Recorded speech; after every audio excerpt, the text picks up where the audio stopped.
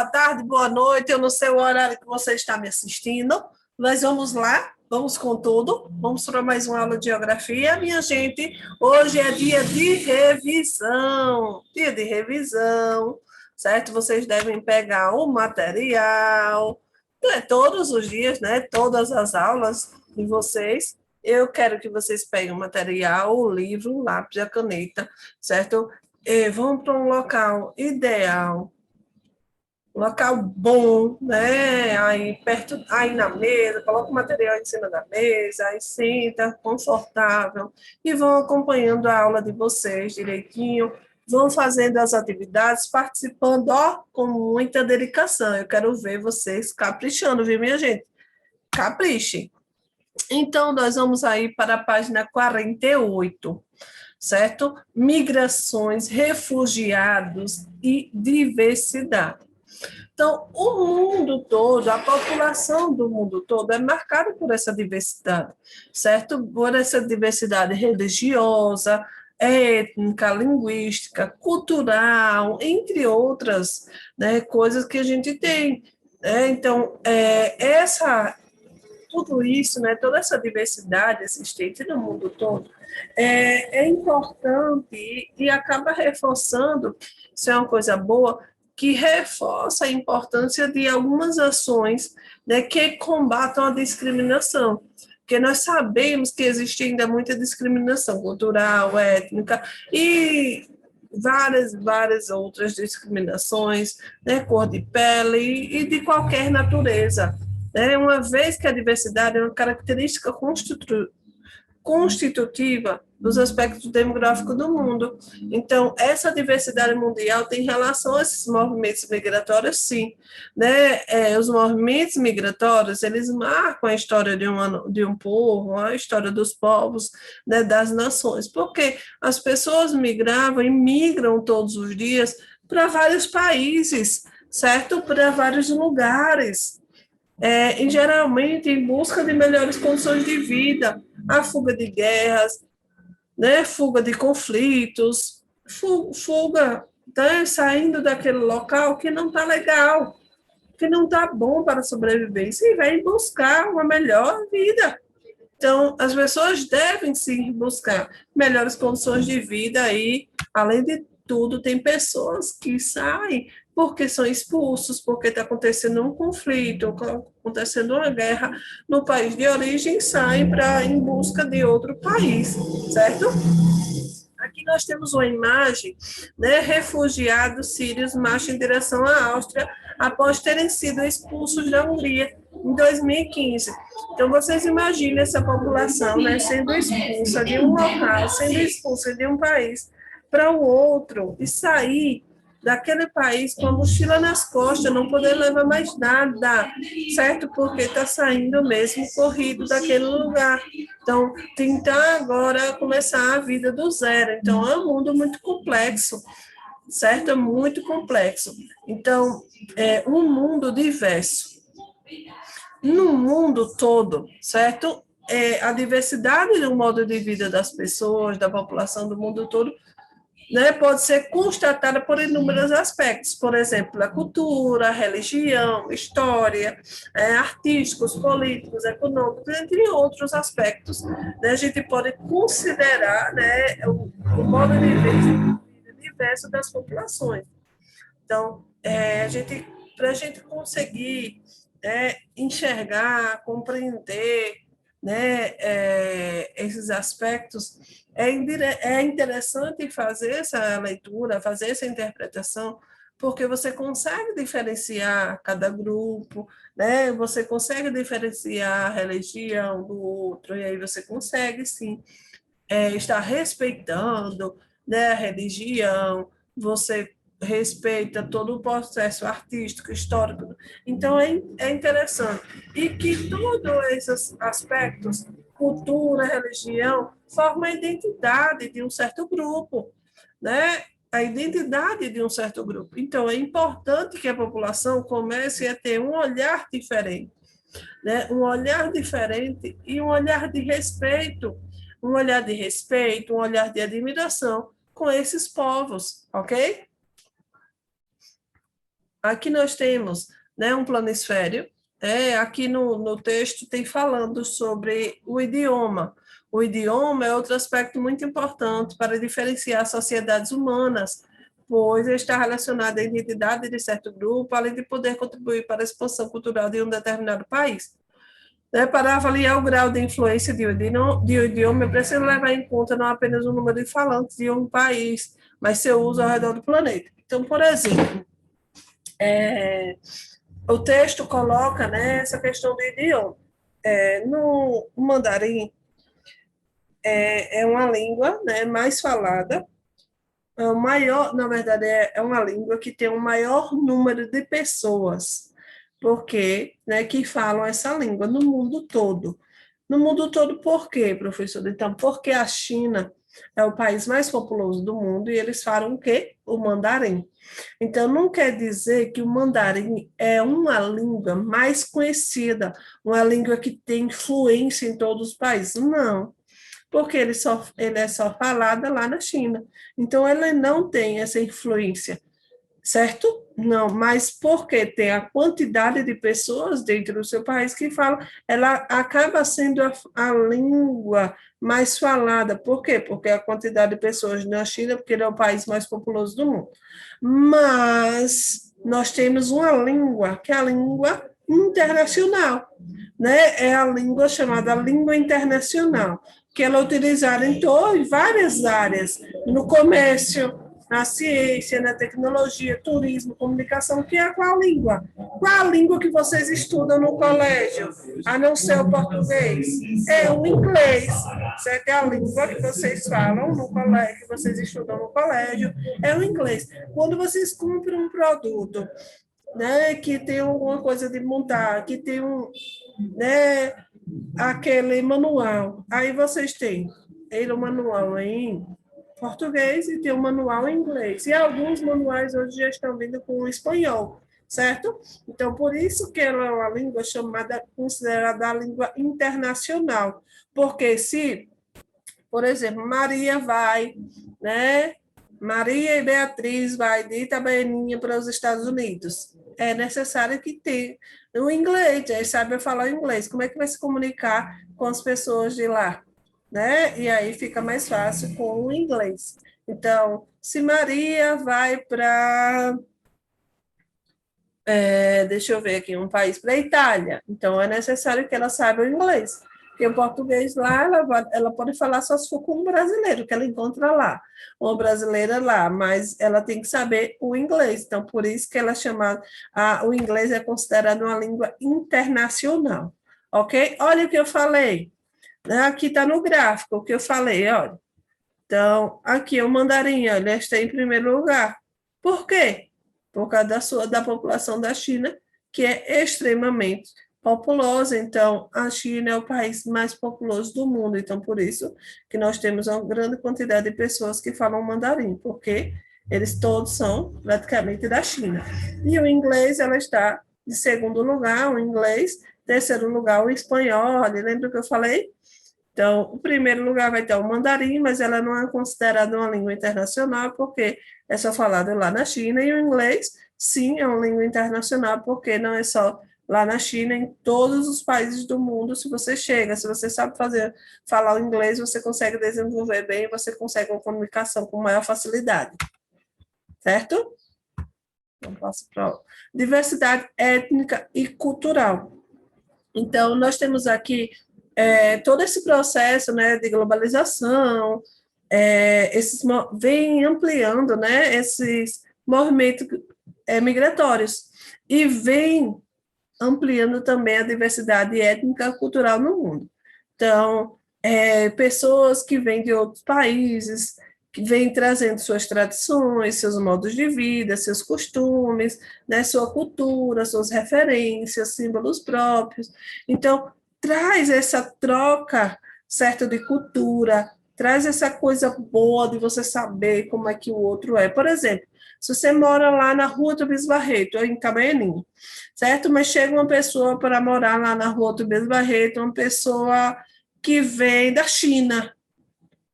E aí você começa a pegar amizade, e a pessoa está começando a aprender a falar o português e tal, e aí você começa é, a explicar, você começa a ter um diálogo com aquela pessoa, começa a ensinar, e aí depois, sequentemente, você vai começando a observar o modo de vida, o costume, né, a questão cultural, e você vai aprendendo um pouco com aquela pessoa. Então, é uma troca, certo? É uma troca de aprendizado, uma troca de informação. E todos esses avanços, né, tecnológicos, desenvolvimento do meio de transporte, de comunicação, aumento da circulação de informação, bens, serviços e pessoas, cada vez mais tem ocorrido a socialização entre diversos grupos étnicos e culturais que possuem o mesmo idioma, comuns, valores, tradições e religiões distintas. Hoje, né, com a tecnologia, nós temos acesso a pessoas, vocês podem ter grupos, né, nas redes sociais, com pessoas que moram em outro país, né, vocês podem conhecer pessoas que moram em outro país, ter essa socialização e aprender com eles. Então, essa diversidade também é muito interessante, e a tecnologia trouxe essa facilidade para a vida da gente, né, facilitando essa comunicação, facilitando esse acesso e facilitando com que as pessoas mudem o pensamento, com que não tenham o preconceito nem discrimine, certo? Essas pessoas que vêm de outros países. E aqui nós temos, né, um planisfério que fala sobre a diversidade étnica.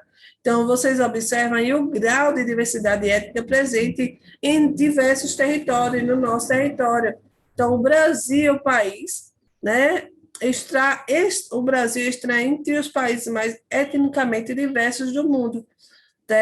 Não sei se vocês já ouviram as pessoas falaram assim, eu moro no Brasil. O Brasil é um país que é igual ao coração de mãe, sempre cabe mais um, né? Além de a gente ter um convívio que a gente já teve, né? Convívio com indígenas, grande porcentagem de povos que são descendentes de africanos, né? Então, grupos inúmeros de imigrantes, descendentes de outros continentes. Então, não só porque a gente consegue conviver, a gente já conviveu com várias pessoas. Então, se você olhar, se você pesquisar, né, na sua família, os seus bisavós, seus tataravós, eles eram descendentes de quê? A maioria das vezes, no nosso Brasil, nós temos a descendência de indígenas, descendência de negros, que são os africanos, certo? Descendentes também de europeus. Então, nós temos aí uma diversidade. E como eu falei, Brasil igual ao coração de mãe, sempre cabe mais um, é naquele contexto de que sempre tem pessoas chegando de outros países para morar no nosso Brasil, né? Então, fruto de quê? Busca melhorias de qualidade de vida. Então, não é porque eles vão buscar emprego. Geralmente, esse pessoal que vem de fora, eles vêm para colocar algo, né? Um comércio, uma loja, um restaurante, uma fábrica, eles vêm para investir no nosso país, a maioria das vezes. Na contramão da diversidade. Então, como vocês viram, né, existe uma grande diversidade étnica, cultural no mundo, né, mas, infelizmente, alguns grupos sociais e até estados adotam posturas preconceituosas, intolerantes em relação a determinados grupos étnicos.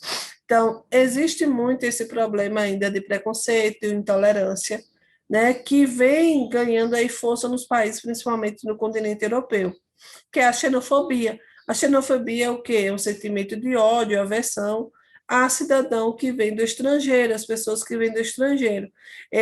O estranhamento da população local em relação aos imigrantes pode gerar intolerância social em relação àqueles que não têm a mesma identidade, ou seja, que não compartilham da mesma cultura, língua, etnia e religião, por exemplo. Então, alguns governantes, né, adotam medidas radicais de restrição à permanência dos imigrantes, forçando-os a retornar ao seu país de origem. Parte da população local após restrições governamentais e expressa seu descontentamento por meio de manifestações públicas. Então, tem países que não aceitam pessoas que vêm de outros países por causa dessa questão da xenofobia, né, a aversão às pessoas estrangeiras.